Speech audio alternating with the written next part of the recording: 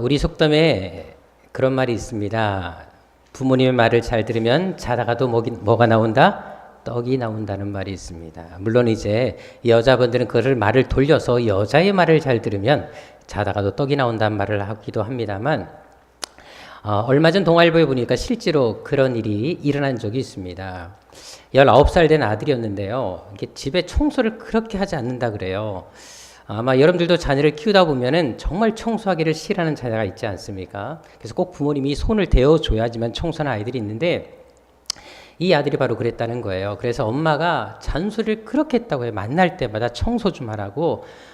그래서 2주를 잔소리했다 그래요. 그러니까 아이도 질렸는지 2주 만에 이제 청소를 했다고 해요. 그런데 청소하다가 지난달에 사다 두었던 복권을 발견하게 된 거예요. 그냥 사놓고 전혀 신경도 안 쓰고 이게 던져놨던 것인데 청소하다가 발견됐대요. 그래서 그것을 발견한 다음에 혹시나 해서 확인해 봤더니 1억에 당첨된 것을 확인하게 됐습니다. 그래서 너무나 좋아서 엄마랑 여행 가야 되겠다고 그래서 엄마 말 듣기를 잘했다라고 그 글을 올린 것을 봤는데, 근데 밑에 댓글이 쫙 많이 올라왔더라고요. 학생들이 나도 오늘부터 엄마 말을 잘 들어야지 하는 부터 시작해서 엄마의 잔소리는 진리다 하는 것부터 시작해가지고 막 글들이 올라온 것을 보았습니다. 정말로 부모 말 잘 들었다가 떡이 생긴 케이스라는 것을 우리가 알 수가 있는데요. 근데 성경에도 보게 되면 실제로 이런 일들이 종종 발견되기도 합니다. 성경에 보게 되면 특별히 부모의 말을 잘 들어서 엄청난 복을 받은 사람이 있습니다. 혹시 그 사람이 누군지 아십니까? 이삭입니다. 특별히 여러분들 그 이삭이 어떠한 복을 받았는지 창세기 26장 12절에 보게 되면 나와 있는데요. 우리 함께 같이 읽어보도록 하겠습니다. 시작. 자, 몇 배를 얻었다고요? 100배를 얻습니다. 우리가 한 가지 아실 것은 우리가 지난번에 했던 큐티 씨 뿌리는 비유에서 알고 있듯이 100배라는 축복은 성경에서 말하고 있는 가장 최대의 수와 최고의 복이라는 것을 알 필요가 있습니다. 다시 말해서 여러분들 이삭은 하나님께로부터 받을 수 있는 최고의 복을 받은 사람이다라고 성경은 기록하고 있다라는 것입니다. 그렇다면 여러분들 이삭은 왜 이렇게 엄청난 복을 받았을까요? 그가 이런 복을 받은 비결이 어디 있을까요? 근데 우리가 이 본문 말씀 바로 앞에 보게 되면 7절부터 11절에 보게 되면요, 이삭은 결코 복 받을 사람이 아니었다는 사실을 알게 됩니다. 왜냐하면 이 사람이 이렇게 복을 받은 시점을 보실 필요가 있는데, 이 시점이 언제였냐? 바로 자기 아내를 누이라 속인 다음에 아비멜렉과 그 가정에, 그 나라에 큰 피해를 주었던 바로 그 시점에 이 복이 임했던 것을 알 수가 있습니다. 바로 7절부터 12절까지 그 사건을 이야기한 다음에 12절 이 말씀에 놀라운 100배의 복이 임하는 것을 볼 수가 있는데요. 다시 말해서 이삭이는 100배 축복을 받은 것은 그가 대단한 일, 착한 일, 복받을 만한 일을 해서가 아니라 전혀 자격이 없고 부족함에도 불구하고 하나님께서 은혜를 베풀었다는 사실을 알게 된다는 것입니다. 그렇다면 왜 그랬을까요? 바로 모리아산에서 그가 했던 행동 때문이라는 사실을 우리는 알 필요가 있습니다. 우리가 잘 아는 대로 하나님께서 아브라함에게 모리아산에 가서 아들 이삭을 어떻게 번제물로 드리라라는 말을 하는 것을 볼 수가 있습니다. 여러분, 우리가 중요한 것은 여러분들 과연 이 말을 이삭이 직접 듣게 되었을 때 이것을 여러분들 순종한다는 것이 쉬울까요? 어려울까요? 자, 제가 지난번에 말씀드린 것처럼 수요회 때 성경을 이미 했습니다. 자, 이때 이삭의 나이가 몇 살이었다? 20대 중반의 나이였다라고 말씀을 드렸습니다. 어린아이가 아니라 이미 장성한 청년이었다라는 사실을 말씀을 드렸습니다. 그리고 중요한 것은 이미 역사가 요세푸스에 그래도 나와 있지만 그때 이삭의 나이를 25살 정도로 추정하고 있습니다. 자, 그렇다면 이때 아브라함의 나이는 몇 살이었습니까? 125세였습니다. 100살 차이가 났거든요. 자, 그렇다면 여러분 한번 생각해 보십시오. 누가 더 힘이 셀까요? 120세 노인과 25세 청년과 팔씨름하면 누가 이길까요? 이해가 잘 안 가세요? 자, 둘이 달리기를 하면 누가 이길까요? 자, 우리 철이 오늘 또 딱 부르려고 그러니까 그분이 안 나오셨네요. 우리 최영호 집사님. 만약에 우리 철이야, 최영호 집사님 어디 계시나요? 저기 계셨구나. 자, 우리 최영호 집사님, 우리 철이 형 물어볼게요. 자, 두 분이 팔씨름 누가 이깁니까? 최영우 집사님 이기신다고요? 인생 그렇게 사시면 안 돼요. 자, 해보셨어요? 팔씨름? 자, 이게 하면 누가 이길 것 같아요? 예, 철이는 자기가 이길 거라고 얘기했습니다. 우리 최 집사님, 철이하고 팔씨름 이기실 수 있겠어요? 아예, 진다고 말을 하셔야지 제가 설계하기 되게 편해집니다. 예. 아. 자, 두 분이 달리기를 한다면 누가 이길까요? 예, 이때는 철이라고 확실하게 얘기를 하시네요. 자, 여러분들, 두 분의 나이 차이는 그래도 많아야 40세 정도 차이가 난다고 보더라도 여러분들 그래도 철이가 이깁니다. 왜? 청년이기 때문에. 근데 아브라함과 이삭은 100세 차이가 났어요. 그렇다면 25세 청년과 125세 노인네가 팔씨름 달리기를 하면 누가 이기겠습니까? 안 봐도 이삭이게 되어 있습니다. 그렇다면 번제물로 드린다는 것은 어떤 의미였죠? 칼로 찔러 죽인 다음에 불에 태워 죽이는 것입니다. 125세 노인이 그 일을 한다는 것은 로망이 들었다는 증거라는 것을 우리는 생각해 볼 수가 있습니다. 근데도 이삭은 일체 토를 달지 않습니다. 아버지가 하자는 대로 묶이는 것을 볼 수가 있습니다. 왜? 힘이 없어서가 아니었습니다. 아버지 하는 말이 하나님의 말씀인 것을 믿었기 때문에 그렇습니다. 다시 말해서 이삭은 말씀에 순종하기로 결단한 것입니다. 힘이 부족해서가 아니라 능력이 없어서가 아니라 힘은 넘쳤지만 아버지의 말씀이 하나님 말씀이라는 사실을 알았기 때문에 그 말씀에 순종하기 위해서 다시 말해서 이 말씀에 목숨을 걸었다는 사실을 우리는 알 필요가 있다는 것입니다. 그래서 하나님이 이삭에게 놀라운 축복을 주십니다. 실제로 성경 전체를 보게 되면 이삭만큼 복받은 사람이 없다는 사실을 아십니까? 한 민족과 비교할 만큼 그는 하나님 앞에 강대한 축복을 받습니다. 그가 어디를 가든지 하나님이 함께 하십니다. 심지어 신약에서까지 이삭의 복에 대해서 계속 얘기하는 것을 볼 수가 있습니다. 한마디로 그는 복의 통로가 됩니다. 인간적으로 연약하고 부족했지만 하나님 말씀에 순종했기 때문에 하나님은 그를 통해 이런 위대한 복의 통로가 되겠다는 사실을 우리는 알 필요가 있습니다. 그것은 오늘 본문을 통해서도 잘 찾아볼 수가 있습니다. 사실 지난주도 제가 오병이어의 기적에 대해서 여러분들에게 말씀을 드렸습니다. 우리가 다음 주까지도 이 본문을 계속 큐티를 해야 되는데 이번 주도 계속 큐티하면서 제가 마음이 너무나 감동이 너무 많이 왔어요. 왜 이렇게 오병이어 기적에 메시지가 많고 하나님 주신 은혜가 많은지 제가 큐티하고 또 큐티하다가 거기에 푹 빠져 살았습니다. 그래서 한 주도 해야지 도저히 견딜 수가 없더라고요. 그래서 제가 마음 같아서 5주 하고 싶은 마음이 굴뚝 같았는데 또 너무 그러면 오병이어의 기적 가지고 여러분들 저기 노이로 절을 갖다서 제가 절제하고 한 주만 더 다음 주에 하기로 하겠습니다만 우리가 지난주 배운 것처럼 성경에서 사복음서 전체에서 유일하게 예수님의 기적에 대해서 기록한 그 기적이 무엇이다? 오병이어의 기적이다라고 말씀을 드렸습니다. 그만큼 이 기적이 중요했다라고 말씀을 드렸습니다. 자, 그런데 오늘 본문에 다시 보십시오. 이 오병이어의 기적이 어떻게 일어나게 되었습니까? 예수님은 누구를 통해 이 일을 준비하게 하시고 또 누구를 통해 이 기적을 행하시고 계십니까? 본문에 나와 있는 것처럼 누구를 통해? 제자들을 통해 이 일을 행하셨음을 볼 수가 있습니다. 그만큼 제자들의 역할이 중요했다라는 것입니다. 그런데 14절에 보십시오. 예수께서 이 기적을 일으키기 전에 제자들에게 지시한 것이 무엇이었습니까? 바로 무리들로 하여금 50명씩 안치게 하는 것을 볼 수가 있습니다. 마가복음 6장 40절에 나와 있는 것처럼 거기에는 50명씩 또 100명씩 앉혔던 것을 볼 수가 있습니다. 자, 그렇다면 이 명령이 쉬운 명령일까요? 어려운 명령일까요? 자, 여기 모인 사람들의 숫자가 모두 몇 명이었다? 남자는 5,000명, 남녀 어린아이까지 합치면 모두 몇 명? 2만 명은 좋게 되었다라고 여러분들에게 말씀을 드렸습니다. 그렇다면 12명이 2만 명을 통솔하는 것이 쉬운 일이었을까요? 어려운 일이었을까요? 자, 우리 교회 여전도회가 있고 남전도회가 있고 그리고 청년회가 있고 중고등부 영유아부가 있습니다. 자, 우리 각 부서 회장님들에게 물어보겠습니다. 회원들이 말을 잘 듣습니까? 어떤 것을 지시하게 되면 조금 더 토를 달지 않고 회장님이 하라는 대로 그저 순종하겠습니다 라고 말씀을 하십니까? 물론 고개를 끄덕끄덕 하실 수가 있습니다. 또 그렇게 해야지 또 서로가 평안하지 않겠습니까? 자, 우리 남성교 회장님한테 여쭤보겠습니다. 우리 박수만 집사님. 남성교 회원들이 어떤 것을 딱 지시하게 된 말을 참 잘 듣습니까? 말하기 참 어려우시죠? 예. 제가 더 이상 여기든 긴 말하지 않겠습니다. 어제 사건에 대해서도 일체 말하지 않겠습니다.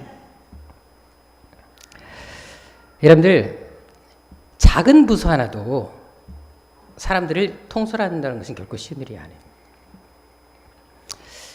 여기 2만 명이 모여 있습니다. 얼마나 힘들었을까요? 그것도 한 교회 공동체가 아닙니다. 서로 잘 알지 못하는 사람들이 모였습니다. 전국 각지에서 자신들의 필요를 위해서 자신의 욕심을 채우고자 모인 사람들이 바로 이들이었습니다. 게다가 여러분들 12명이 2만 명을 통제하려면 한 명당 몇 명을 맡아야 될까요? 적어도 1600명 이상을 맡아야지만 가능합니다. 자, 근데 여기 모인 무리들은 훈련된 군인들이 결코 아닙니다. 단지 자신의 욕심한 필요를 채우기 위해서 왔던 정말 오합지졸의 사람들이었습니다. 더구나 제자들은 당시 그 누구를 지금까지 통솔해 본 적도 없는 사람들이었습니다. 뿐만 아니라 이곳에는 여러분들 광야였기 때문에, 빈들이었기 때문에 확성기, 마이크도 없었습니다. 자, 그런 상황에서 2만 명의 사람들을 통솔한다? 한 명이 1600명 이상 되는 사람들을 인솔한다? 이것이 과연 쉬웠겠습니까? 게다가 여기 앉히는 자세가 어떤 자세였다고요? 그냥 자리에 앉는 자세가 아니라 어떤 자세였다? 식사를 위해서 비스듬히 눕는 자세였다라고 제가 지난주 말씀을 드렸습니다. 자, 그런데 지금 음식이 준비됐다, 준비되지 않았다? 준비되지 않은 상태였습니다. 따라서 예수께서 이런 제자들에게 이런 지시를 내리는 것 자체는 부당한 요구일 수밖에 없었고, 제자들 입장에서는 황당하고 당황스러운 일일 수밖에 없었습니다.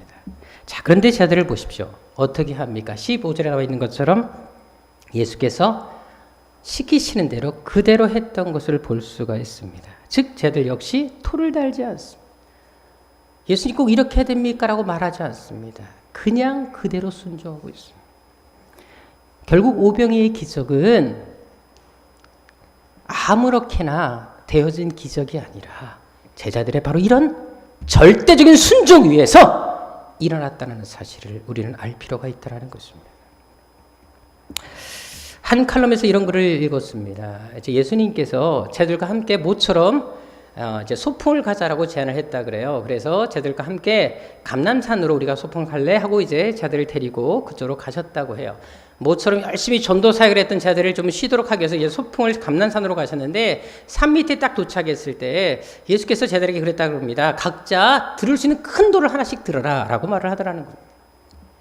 그래서 모든 12명의 제자들이 다 끙끙대고 큰 돌을 다 이렇게 안고 들었는데 가룟유다만큼은 바둑할 만한 돌 2개를 딱 들더니 손에 들고 공기 던지듯이 이렇게 던지면서 이거 줍더라는 것입니다.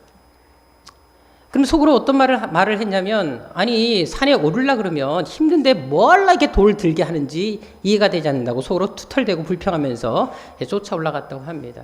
산 정상에 올라가서 예수님께서 이제 제자들에게 우리 기도하자 그러시더랍니다. 그리고 예수님께서 기도를 하셨습니다. 그리고 아멘 하고 기도를 끝나고 딱 보니까 갖고 온 돌들이 다 떡과 고기로 바뀌었다고 합니다. 그런데 가룟유다만큼은 카스테라 부스러기 2개가 자기 손에 놓여 있었다고 합니다. 그때 예수께서 이렇게 말씀하셨다고 합니다. 얘들아 점심 먹자. 그런데 오늘은 자기가 갖고 온 것만 먹기다 라고 얘기하시더라는 것입니다. 그리고 자기 것만 먹게 하시고 절대 다른 사람 거를 먹지 못하도록 명령하셨다고 합니다. 며칠이 지난 후 가룟유다가 생활수록 열받은 거예요. 그래서 예수님께 다시 말했답니다. 예수님 우리 소풍 다시 갑시다. 이 상을 많이 하고 싶어서 너무나 간곡히 부탁했다. 그래서 예수님이 가룟유다 때문에 다시 소풍을 가시게 됐다고 합니다. 그래서 감람산으로 다시 가시는데 또 산 밑에 똑같이 예수께서 돌을 하나씩 들어라. 단 이번에는 주먹만한 클 돌 3개에서 4개 정도를 주워서 주머니에 넣고 가라라고 말씀했답니다. 근데 가룟유다만큼은 또 큰 돌, 바위돌을 들었다는 것입니다. 낑낑대고 산 정상까지 혼자 땀을 흘리고 올라왔다고 합니다. 예수께서 기도하자 그러시더랍니다. 기도했는데 놀랍게도 돌이 그대로 돌로 있었다고 합니다. 그때 예수께서 야 위를 쳐다봐라 그랬다라는 거예요. 위를 딱 쳐다보니까 나무에 너무 주렁주렁 엄청난 먹음직스러운 열매들이 가득 열린 나무를 보게 하셨습니다. 자 갖고 온 돌을 던져서 과일을 따먹어라 라고 말을 했다는 것입니다. 대신 돌멩이는 절대 빌려주면 안 된다라고 얘기하셨다는 것입니다.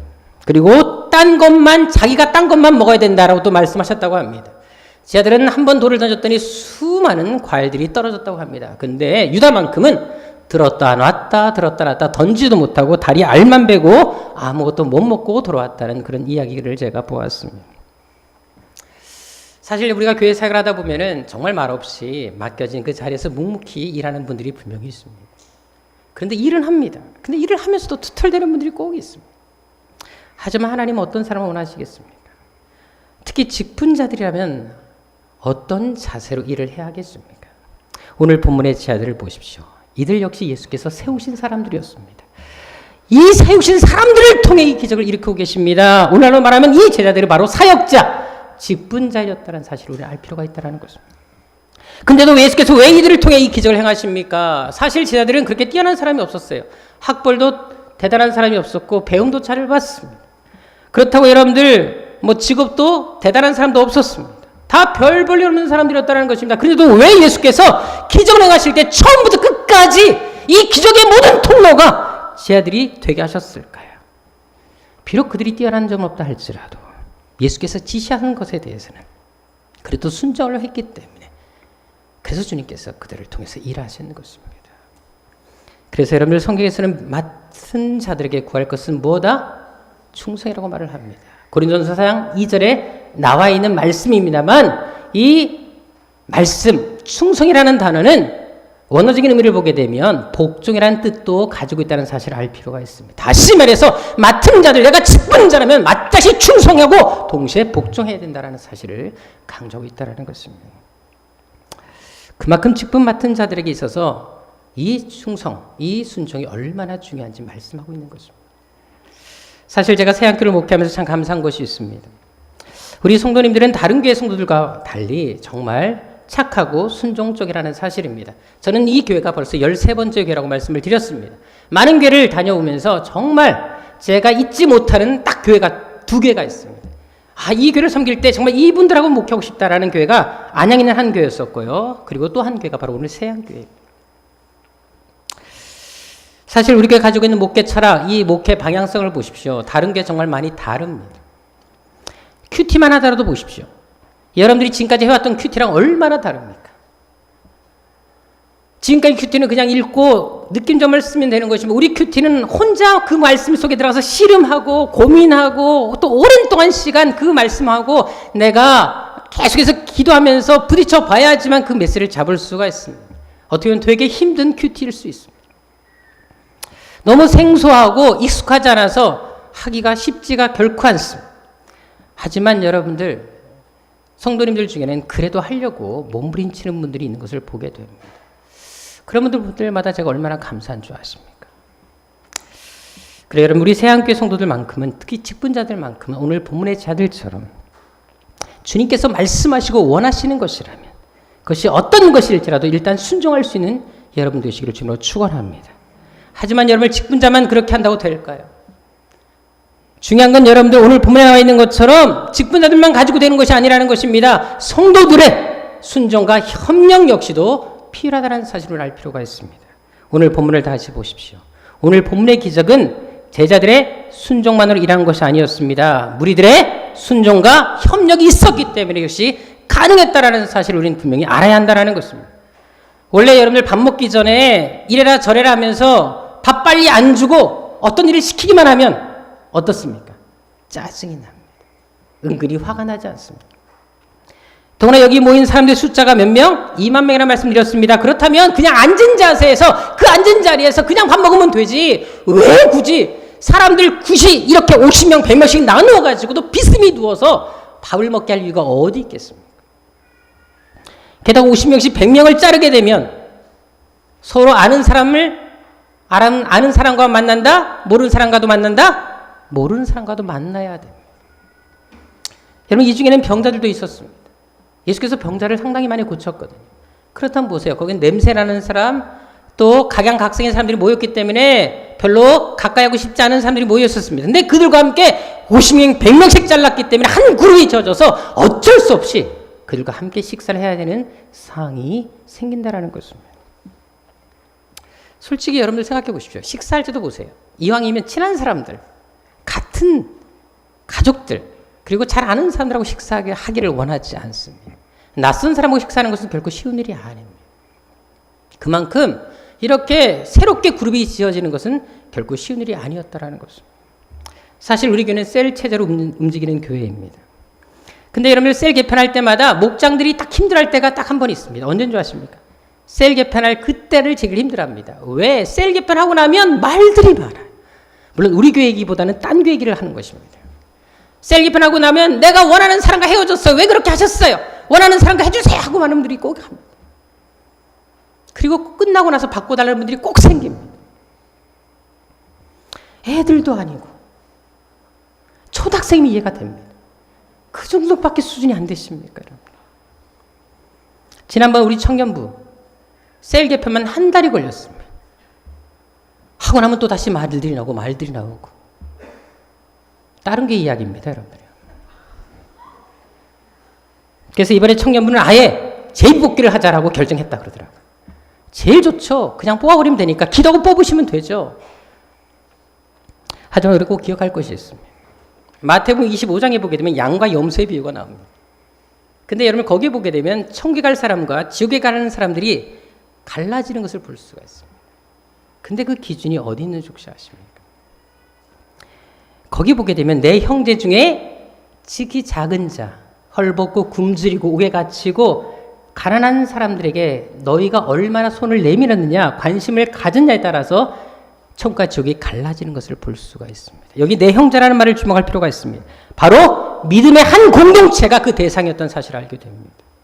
믿음의 한 공동체에서 마음에 맞지 않는 사람, 불편한 사람, 가까이 가기 싫은 그 사람들에게까지 내가 얼마나 섬김의 손길을 내놓았느냐, 그들과 얼마나 가까이 했냐에 따라서 우리의 미래는, 우리의 운명은 결정된다는 사실을 말씀하고 있는 것입니다. 여러분들 따라서 마음에 맞는 사람과만 어울리려고 하지 마시고, 때로는 불편한 사람일지라도, 마음에 합하지 않은 사람일지라도 가까이 갈 수 있는, 좀 그들과 교제할 수 있는, 어차피 다 천국에서 함께 살아야 될 사람들이지 않습니까? 그렇다면 지금부터 훈련해야 되지 않겠습니까? 그래서 오늘부터 여러분 식사 시간이 딱 됐을 때 물론 셀끼리 먹는 거 중요합니다. 근데 때로는 어떤 경우는 셀끼리 딱 한번 목장에 해보십시오. 우리 오늘 갈라지자. 2명씩 갈라진다. 그리고 오늘 처음 보는 사람들 공략한다. 그리고 그들과 함께 식사한다. 좀 그런 것을 좀 아이디어를 내보면 어떨까요?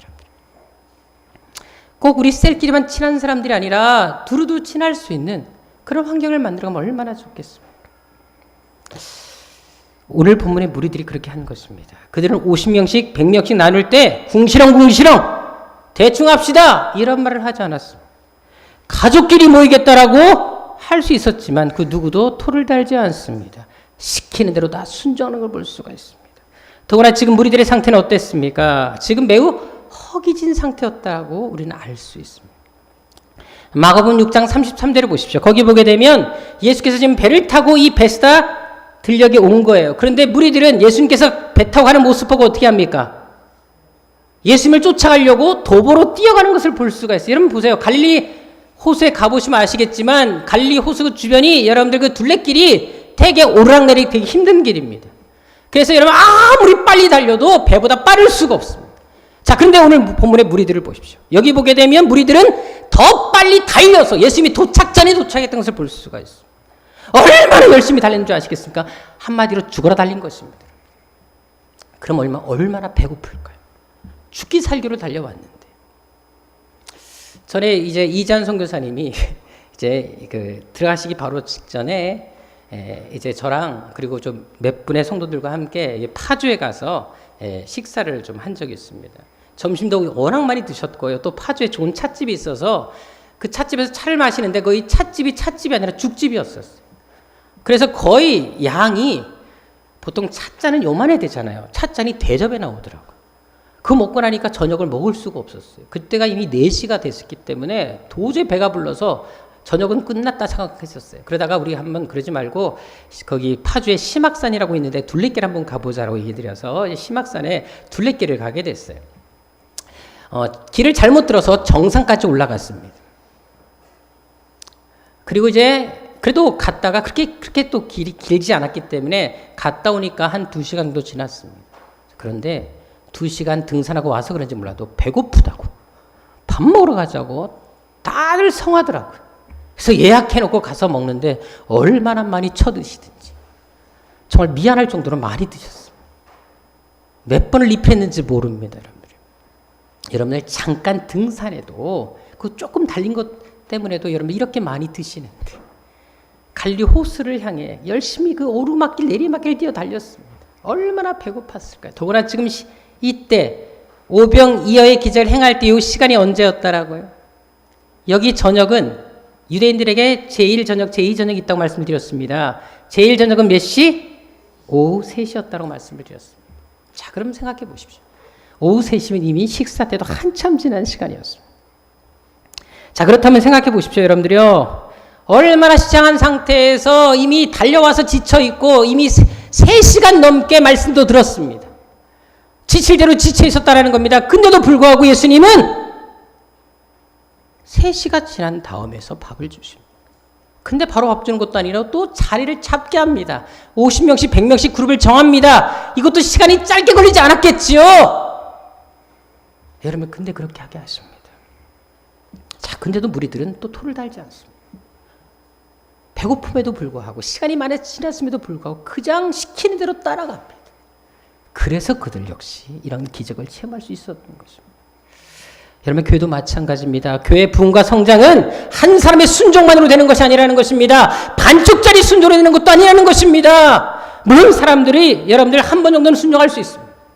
그리고 적당히 순종할 수도 있습니다. 하지만 정말 하나님의 기적은 완전한 순종, 끝까지 가는 순종을 통해 모든 사람들의 순종을 통해 이 역사가 일어난다는 사실을 알 필요가 있다는 것입니다. 그래서 늘 새한교회 성도들이 바로 그런 성도가 되기를 주 이름으로 축원합니다. 베스라에 일어났던 오병이어의 기적을 경험하는 그런 교회가 되기를 원합니다. 그러기 위해서 먼저 모두가 순종의 자리에서 서로 돕고 서로 먼저 손 내밀 수 있는 여러분 되시기를 주 이름으로 축원합니다. 리차드 포스터가 쓴 믿음으로 사는 지라는 책이 있습니다. 거기 보면 이런 시료가 있습니다. 여러분 슈퍼맨이라는 영화 아시지 않습니까?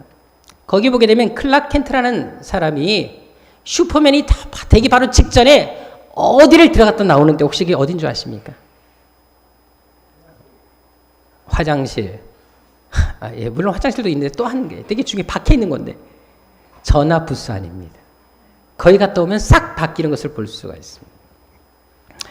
근데 이 영화를 보고 나서 목사님이 한 분이 이제 애들한테 이 설교를 하신 거예요. 여러분들 영화에 보게 되면 슈퍼맨이 클락 켄트가 전화 부스 안에 갔다 와서 슈퍼맨이 되는 것처럼 여러분들도 어떤 죄를 할 때마다 믿음의 전화 부스를 찾으십시오라고 얘기를 하는 거예요. 근데 초등학생, 여학생 2명이 이 말에 듣고 은혜를 받는 거예요. 그리고는 정말로 이 아이들이 이제 우리 전도하자 그런 마음을 가지고 밖에 나가서 전화 부스를 찾는 거예요. 그리고 정말로 전화 부스 안에 들어갔다 나온 다음에 전도하기로 결심하고 들어가서 나와서 전도를 딱 해서 처음 만난 사람이 일본 사람이었어요. 일본 학생인데 영어를 전혀 못한 학생이었어요. 이 애들이 막 얘기를 하는데 여러분들 대화가 안 되잖아요.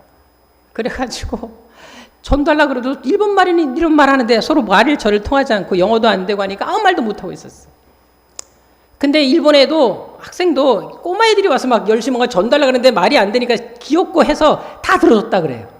근데 마지막에 이 애들이 그랬다는 거예요. 학생한테 오빠 우리가 오빠를 위해서 기도해 줄 수 있냐고 이렇게 기도 포즈를 취했다. 그러니까 이제 대충 감을 잡고 마음대로 하라 그랬대. 그래서 아이가 이 오빠에게 손 얹고 기도했다고 합니다. 근데 기도하는데 이 오빠가 떨기 시작했어요. 기도 중간에 하나님의 성령이 임해버리는 거예요.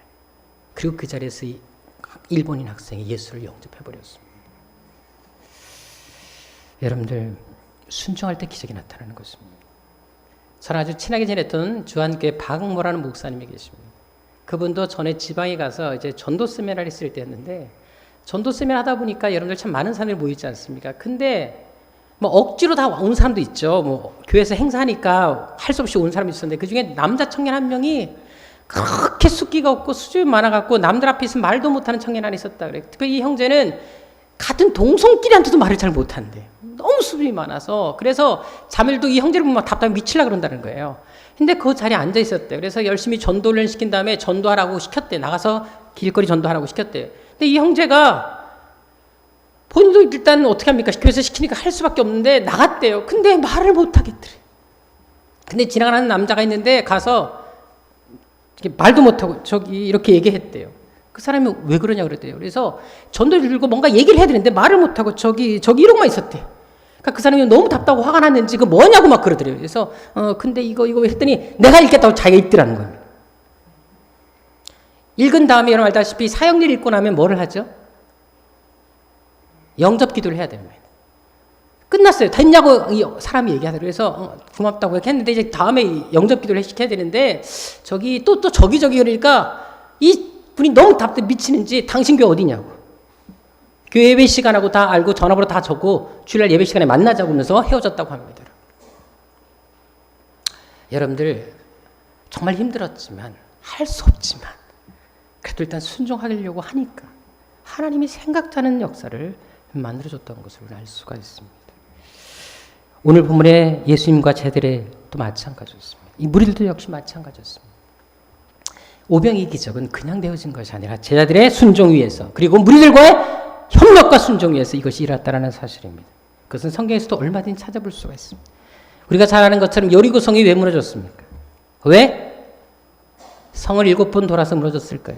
그렇다면 가나안 땅을 정복할 때 모든 성들마다 7번 돌면 되지 않겠습니까? 자, 여러분들 엘리사 시대 때 문둥병에 걸렸던 나아만은 요단강에 몇 번 몸을 씻어서 몸이 나았습니까? 자, 물어볼게요. 그렇다면 나아만이 7번 씻어서 몸이 나았을까요? 그렇다면 다른 모든 환자들 나아만이 병 났다는 말을 듣고 와서 7번 씻으면 그들도 병이 다 나았을까요? 우리가 한 가지 알 게 있습니다. 7이라는 숫자의 의미가 있는 것이 아니라는 것입니다.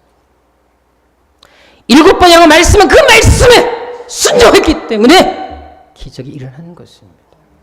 그래 여러분들 한 번쯤 몇 번쯤 순종이 아니라 끝까지 하는 그 순종을 통해 하나님의 기적이 일어나는 것입니다.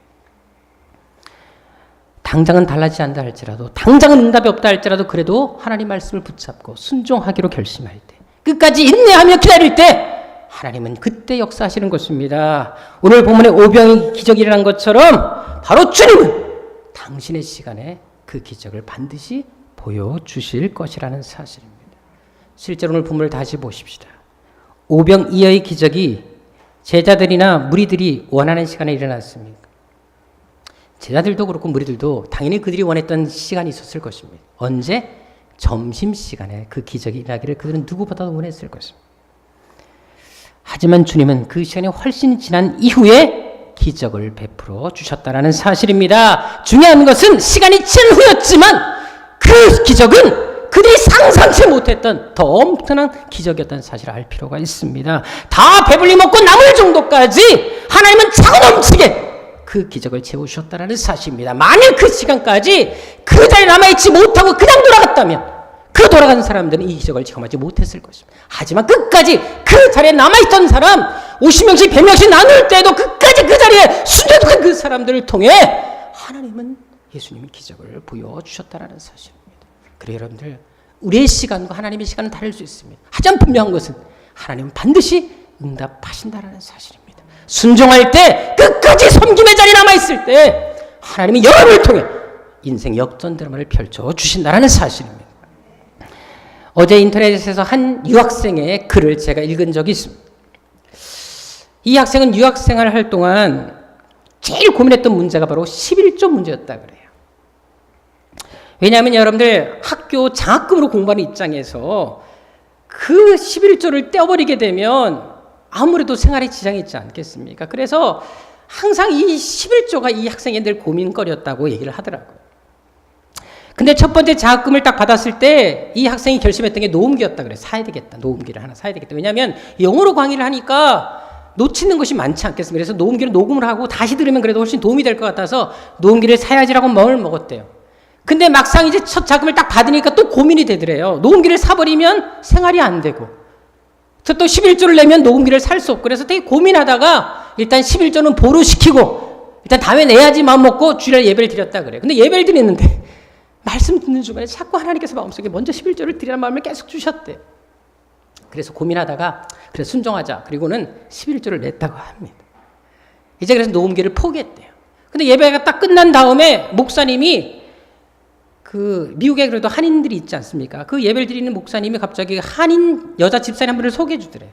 여기 유학에서 와서 이렇게 공부한 학생이라고 소개해줬대요. 그런데 그 한의 집사님이 혹시 저녁에 우리 집에 올 수 있겠냐고. 자기도 유학에서 공부했기 때문에 학생 보니까 나 옛 생각이 난다. 우리 집에 밥 먹으러 오라 그러더라고요. 그래서 식사 초대를 했답니다. 이제 갔대요. 근데 밥을 먹는데 갑자기 이 집사님이 첫 마디가 혹시 노은기 필요하지 않으세요라고 했다는 것입니다. 이 학생이 깜짝 놀랐다고 합니다. 지금까지 누구한테도 노은기 얘기를 한 적이 없습니다. 근데 먼저 집사님 얘기를 하시더랍니다. 자기가 유학생활 하면서 사놓은 노은기가 있는데 나에게 지금 필요가 없어서 혹시 필요하면 드리겠다 얘기를 하더라는 것입니다. 그래서 밥을 먹으면서 말을 못하지만 너무 감격한 속에서 밥을 먹고 노은기를 선물을 받고 돌아왔습니다. 그리고 이 학생이 그 얘기를 하더라고요. 자기 유학생활 하는 동안 하나님 말씀에 순종을 하니까 하나님이 반드시 이렇게 채워주시는구나. 이것에 대해서 확신을 갖고 자기가 유학생활 내내 정말로 믿음 생활을 잘할 수 있었고 승리할 수 있었다고 고백한 것을 제가 어제 인터넷 통해서 읽어보았습니다. 그래 여러분, 먼저 순종할 때 그때 기적은 일어납니다. 다 이해할 수 없을 때라도 그래도 순종하려고 할 때 그때 주님은 일하기 시작한다는 것입니다. 우리 새학교 성도들이 바로 그런 3대 길을 주 이름으로 축원합니다. 그래서 순종을 통해 오병의 기적을 경험한 부모의 자들처럼 무리들처럼 여러분의 삶에도 오병의 기적 100배의 축복이 임하기를 주 이름으로 축원합니다. 그래 여러분들 지금 여러분들이 있을 자리가 어디십니까? 다시 이 헌신의 자리, 섬김의 자리, 순종의 자리로 나와야 되지 않겠습니까? 그래서 여러분들 통해 베스다의 기적이 2000년 전의 기적이 아닌 오늘 우리의 삶의 현장에 일어나는 기적이 되기를 주 이름으로 축원합니다. 기도하겠습니다. 아버지 하나님, 하나님은 지금도 우리를 부르십니다. 우리에게 고통을 주기 위해서 부르시지 않습니다. 우리는 점심시간에 하나님의 기적을 기대하겠지만 하나님은 때로는 그 시간보다 늦게 역사할 때가 있습니다. 하나님 절대 하나님보다 앞서지 않게 하여 주시고 조급해하지 말게 하시며 기대하게 하시고 기다리게 하시고 인내하게 하셔서 하나님 우리를 통해 계획하신 하나님의 놀라운 축복들을 받아 누리는 하나님의 사람들 되게 하여 주옵소서. 주께서 원하시는 것이라면 죽음의 자리를 할지라도 순종하게 하여 주시고 끝까지 하나님 말씀 앞에 목숨 걸 수 있는 저들 되게 하여 주셔서 믿음의 삶만큼은 누구에 지지 않는, 하나님 말씀을 수주하는 것만큼은 누구에 지지 않는 그런 사람들 되게 하여 주옵소서. 예수님의 이름으로 기도드립니다.